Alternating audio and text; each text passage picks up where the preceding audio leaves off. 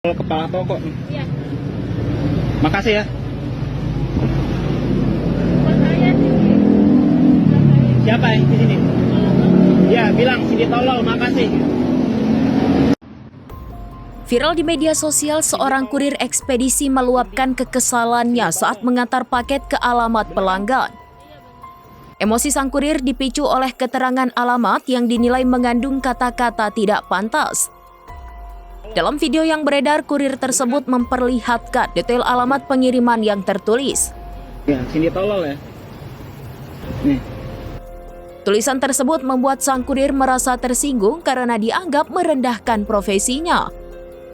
Sambil merekam video, kurir itu mengaku kesulitan menemukan lokasi tujuan dan merasa keterangan alamat tersebut sama sekali tidak membantu, justru berisi hinaan. Ia pun mempertanyakan etika pelanggan dalam menuliskan alamat pengiriman. Video tersebut sontak menuai beragam reaksi dari warganet. Sebagian netizen membela sang kurir dan menilai pelanggan tidak menghargai pekerja jasa pengantaran. Banyak yang mengingatkan bahwa kurir hanya menjalankan tugas dan sering menghadapi medan sulit serta alamat yang tidak jelas. Namun ada pula warganet yang menilai permasalahan ini seharusnya bisa diselesaikan dengan komunikasi yang lebih baik antara kurir dan pelanggan tanpa harus diviralkan. Video viral tersebut salah satunya dibagikan oleh akun Instagram @kepoin_trending dan hingga kini terus menuai komentar dari netizen. Belum diketahui identitas pelanggan maupun tindak lanjut dari pihak ekspedisi terkait kejadian tersebut. Iya benar. Nih. Jam ya isinya. Ya, sini tolol ya. Nih.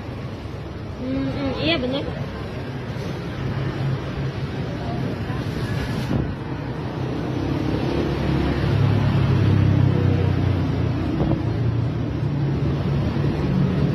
Sini tolol kepala toko.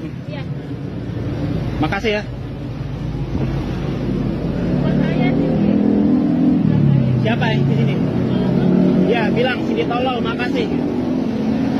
Download Tribun X sekarang, menghadirkan lokal menjadi Indonesia.